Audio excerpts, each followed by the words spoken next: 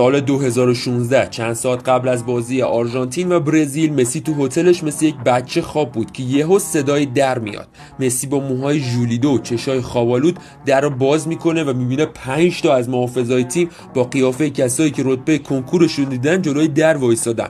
اونا میگن لیونل جان، فدراسیون 6 ماه حقوق ما رو نداده.